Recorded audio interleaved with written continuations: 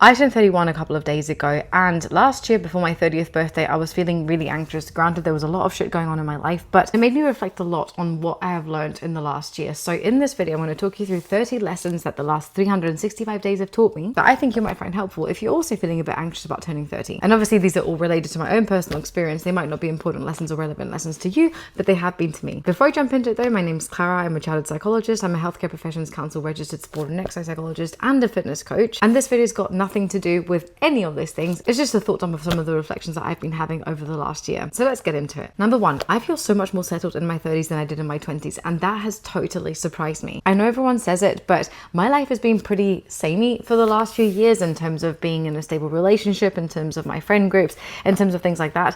And yet there's been a shift in the last year in which I definitely feel a lot more settled within myself, and that's been a real comfort. Number two, being sad isn't a choice that you get to make, but choosing what to do when you are sad is.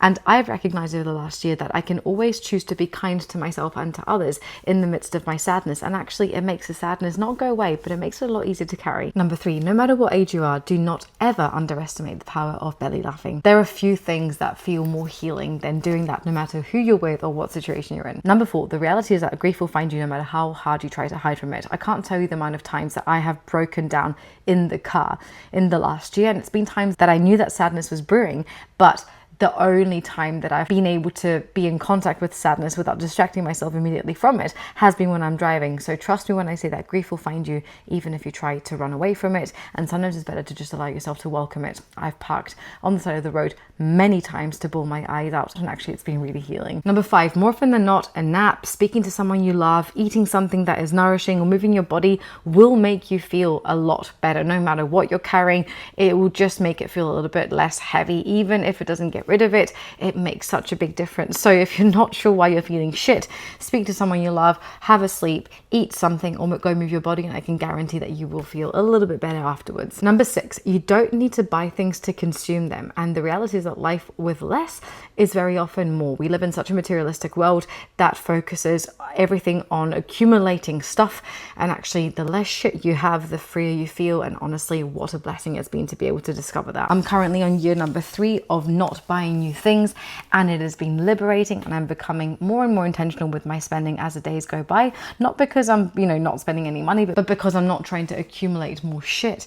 And yeah, I'm just so much happier. Number 7, and I wish I was better at remembering this, but you will always regret scrolling on your phone instead of reading your book before bed. I love reading. I've always been a bookworm, and it infuriates me that I waste so much of my precious reading time scrolling on TikTok or Instagram or on Threads. It does entertain me. I do enjoy it when I'm doing it, but I never enjoy it as much as I enjoy reading my book. So please put your phone down and read your book. Number 7, and I'm sure that any other millennial will agree, that spending money on concert tickets for live music is never or is rarely going to be a bad idea. Trust me when I say this though, like I went to see Bad Bunny and it cost me a kidney, and I'm not going to regret it. I've got tickets to go see 30 Seconds to Mars next year. I've seen so many bands that I love over the last couple of years, and honestly it is the best investment of money, because the money will go away anyway, but the memories stay forever. And that's so fucking cheesy to say, but honestly it is true. Number 8, you can't erase memories that are sad or difficult or painful, but you can let go of the heavy energy that's attached to them. And honestly, it is so helpful to allow yourself to just yield and surrender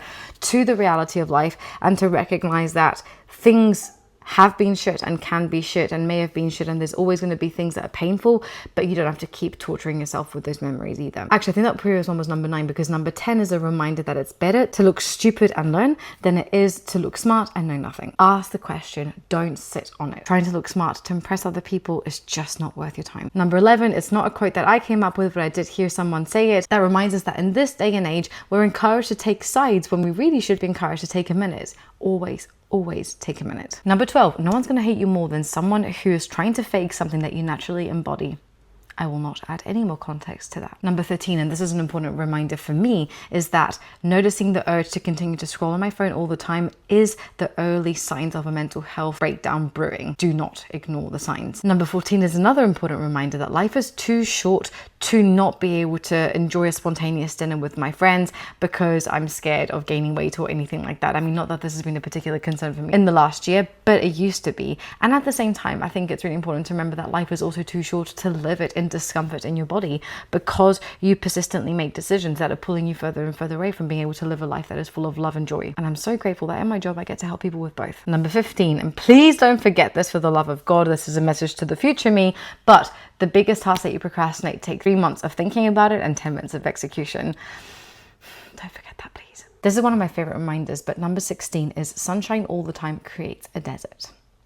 Allow for sadness to come, allow for shittiness to come, because otherwise joy all the time dries you up. Number 17 is another personal reflection, but honestly, if it hadn't been for all the work that I've done on self-compassion, on my self-esteem, on self-care for myself, this last year since losing my mum would have honestly been a mental health shit show. I would have ended up, I know this, over-exercising, restricting my food intake, trying to lose weight, just losing the fucking plot.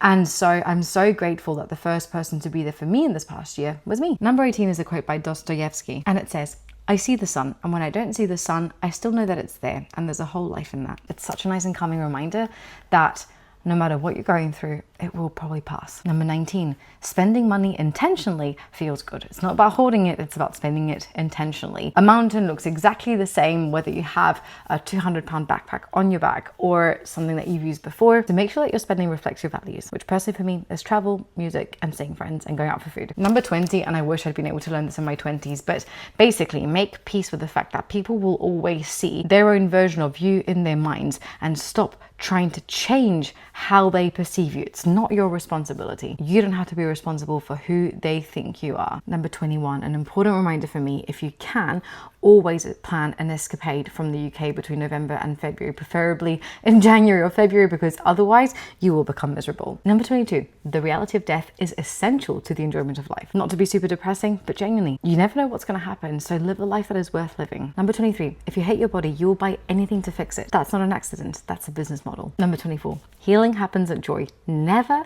forget that. If you're feeling like crap, if everything feels broken, find joy or look for joy. Number 25, if you only meet the needs that you want to have, do not be surprised when you start to wilt. Don't ignore the things that you know that you need to be happy. Another important reminder for me as a perfectionist who likes doing everything perfectly, before you can be great, you have to be good. Before you can be good, you have to be bad. And before you can be bad, you have to try. Fail fast and you'll get there eventually. Number 27, grief wants company, not correction. Allow yourself to be sad. Allow other people to be in the sadness with you. Don't shut yourself away from it.